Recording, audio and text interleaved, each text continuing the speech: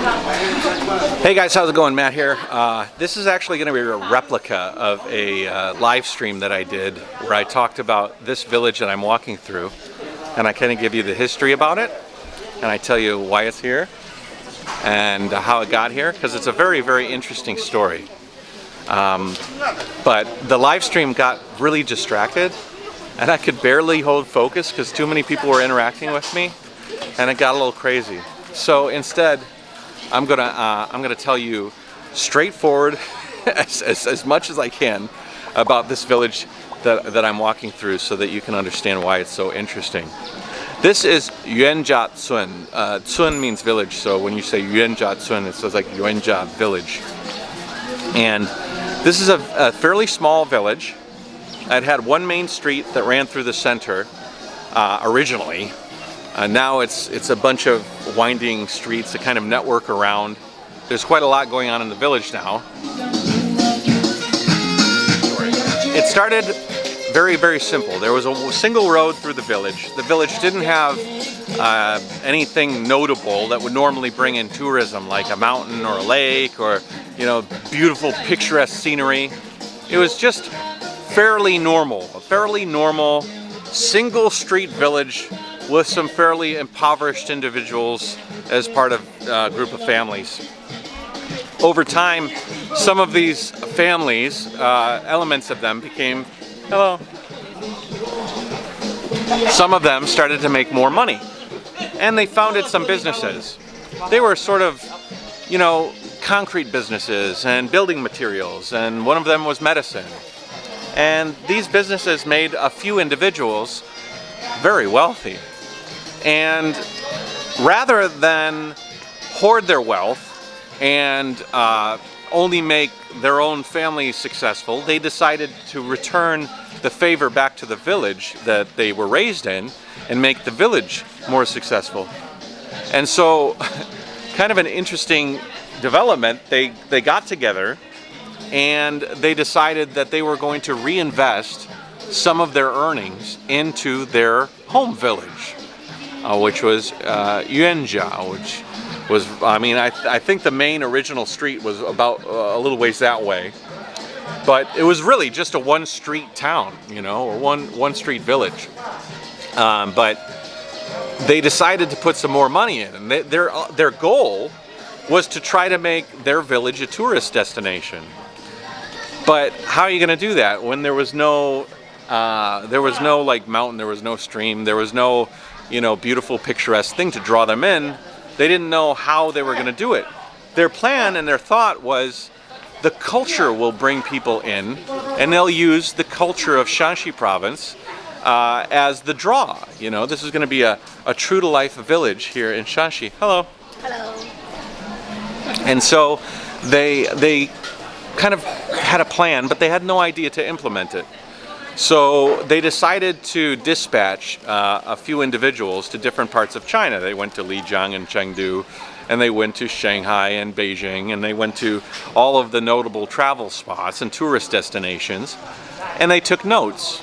You know, one of the best ways to improve yourself is to find whoever's doing good in that category, the category that you want to improve in, and find out what they're doing, and then try to inherit some of the things, some of the qualities that you can into your way of doing things. And, you know, maybe some things don't apply. Maybe you don't have the mountain, but maybe you can employ some of the things that do work. And so eventually they came back and they concocted a plan, and that they were going to make YuenJia a place where they're going to have, hello, you know. They were going to make YuenJia a place where it was a great place to have bed and breakfasts. So they started opening bed and breakfasts. That Chinese flag is actually lajiao. This whole place has a lot of lajiao hanging from the ceiling. As a matter of fact, I'm just going to wind through here. Lajiao, lajiao, lajiao, lajiao. Ni hao. Oh, I need to go. I'm cool. So, it's a little rainy. Normally this street was so packed earlier, but it rained pretty hard, and I think it scared away most people, which actually works out well for me to focus on this video and not get too sidetracked. But you won't be able to see so much crazy, interesting action going on. I found a good place over here. I can set up the camera. You guys can have a good background, and I can hash out some things here. So the business owner's ultimate objective was to move away from these non-environmentally friendly businesses. Like mixing concrete is not really that great for the environment, and instead reinvest in the village, try to make the village successful, make it a positive tourist destination, give back to their community, and also build businesses based on more sustainable and environmentally friendly products. As a matter of hello.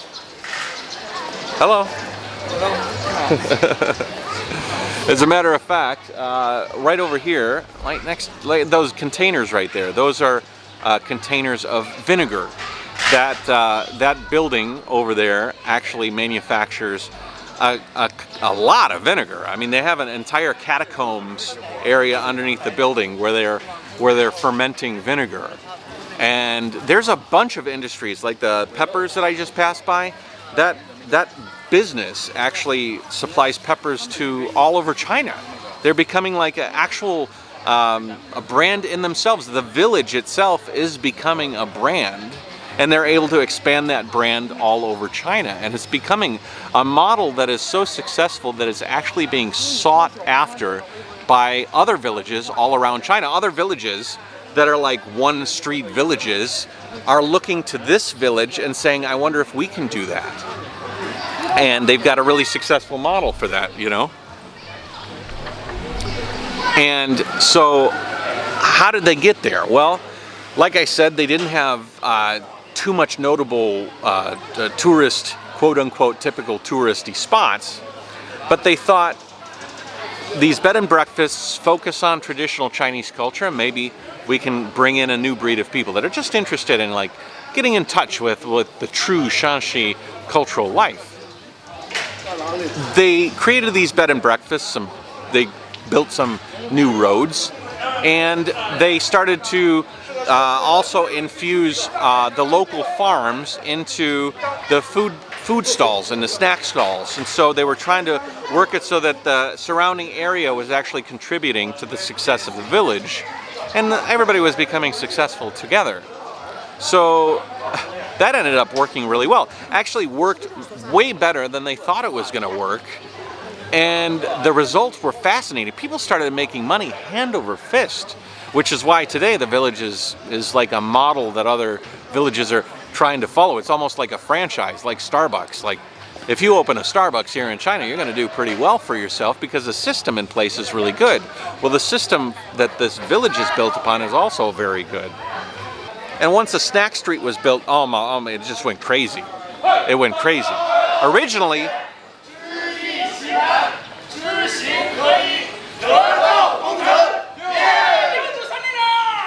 the vinegar place is having a celebration.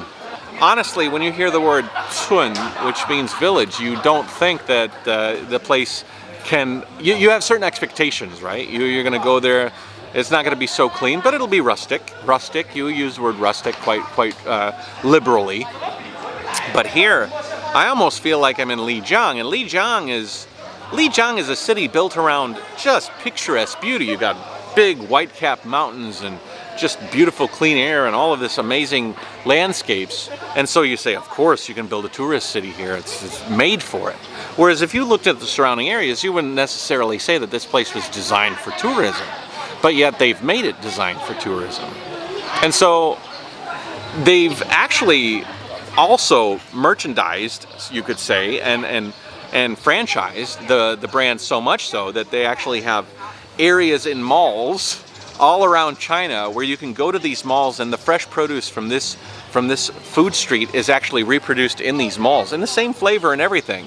Now, there's also a factor here of how the management of this place has allowed it to become successful. So they have all these food stalls, right? And they have all these opportunities for hotels and Airbnbs and bed and breakfasts and stuff like that.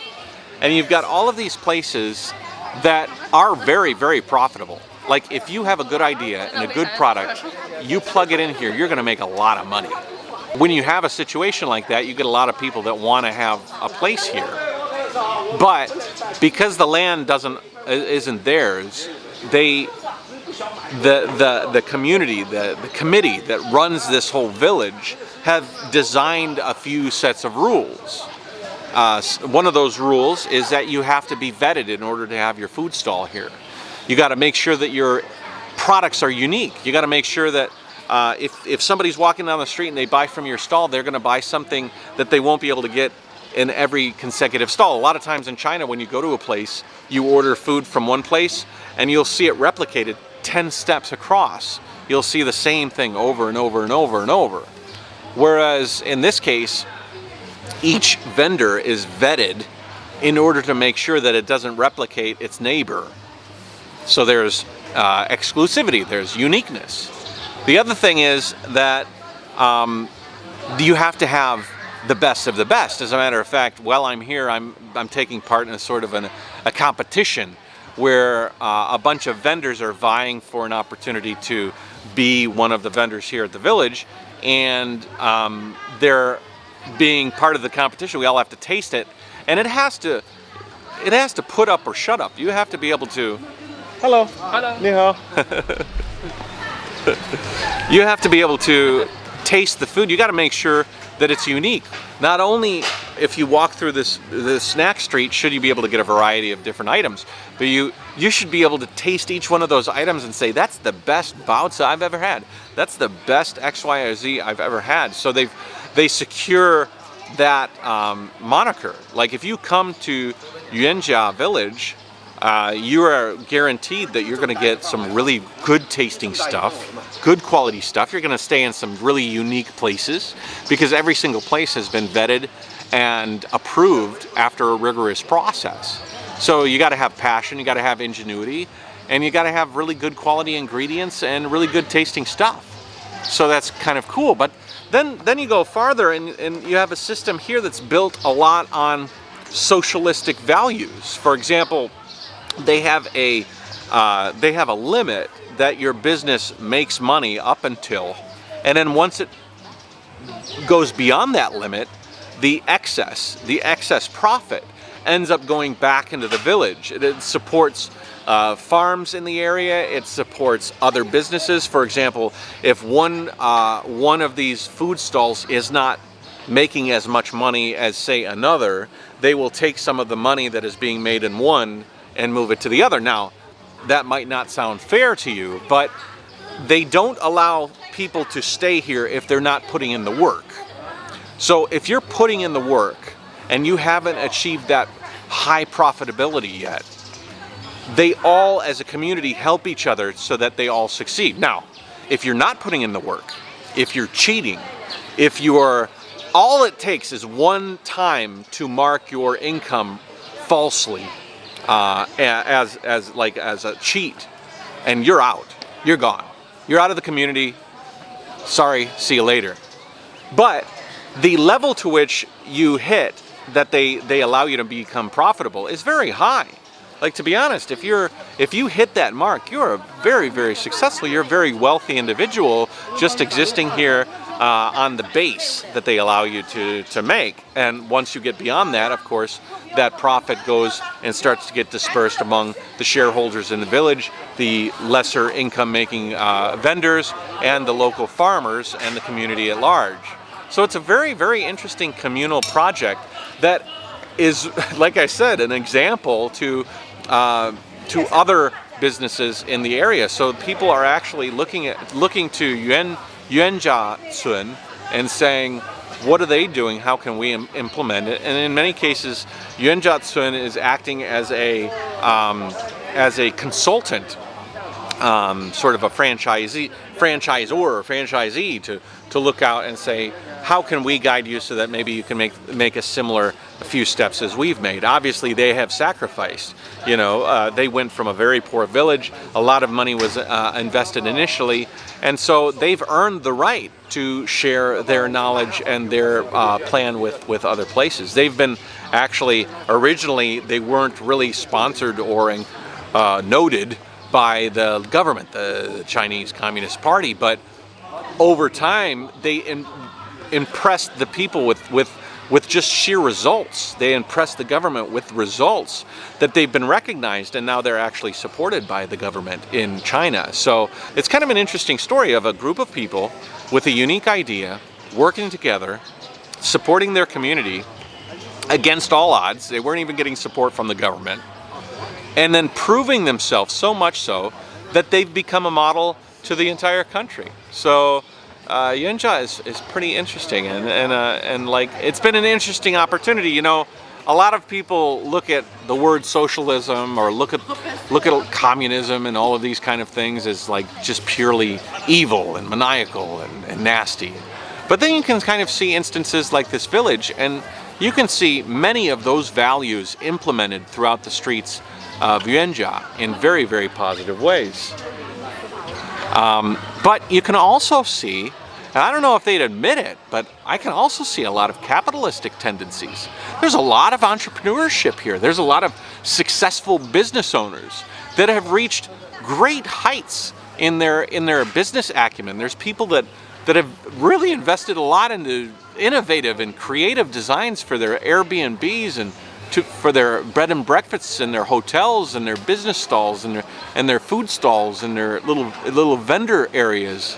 And you can see a lot of creativity, a lot of forward thinking, a lot of money-making entrepreneurship that you would probably, if you didn't realize you were in China, think, yeah, this is America, you know, but it's not America, it's China. And they're doing it the Chinese way. And they're making it successful the Chinese way. And you know, that goes a long way for me, actually. I think a lot of people feel like there's only one way to do things their way, whether it's America or anywhere else. And there's many, many, many different ways to become successful in this world.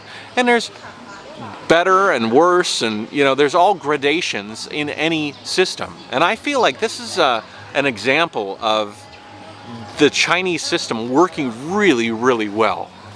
I mean, the proof is in the pudding, you know. Anyways, thank you so much. This has been an interesting opportunity to talk to you and share with you the last couple of days. I've been doing some interesting projects here. I'm working with a group called Xinhua, which is an agency that normally does news, but in this case, I'm actually part of I'm actually an interim village leader. I'm a member of the government for a few days, the local village government, and I'm tasked with helping solve problems. It's sort of a reality show where they're having me go around and I gotta negotiate between a father-in-law and a son-in-law who disagree on how to run their hotel. I gotta talk about setting up for a competition so that one of these vendors can have one of the spaces. I'm gonna actually engage in one of the competitions. And then also, I'm gonna go tonight to a night class where they're teaching the local vendors here English so that they can communicate with foreigners as they come into the village. So I'm kind of excited about that. It's going to be interesting to see how they do that. But you know, part of I don't know if I'm going to put this on Nuance. Am I going to put this on Nuance? Part of Nuance is about sharing with you different systems and showing you that these systems actually work. And so you know, I hope that this video added some nuance to your perception of some of the systems in this world that you might not fully understand or maybe not fully appreciate. You know, these people in this village are very happy living underneath this system. I am 100% convinced of that. And just because it's different from the system you might live under in your current country or wherever you're living, it doesn't mean that it's bad, you know. So the more we can understand different things, maybe we can employ some of this in America, where I'm from, you know. So yeah, maybe there's some opportunity to share what's happened here with my home. Anyways, the more we come together, the more we see some different systems and how they work, I think it's a better. So thanks for watching. I thought I'd share this with you. Appreciate it. Have a good one. Bye-bye.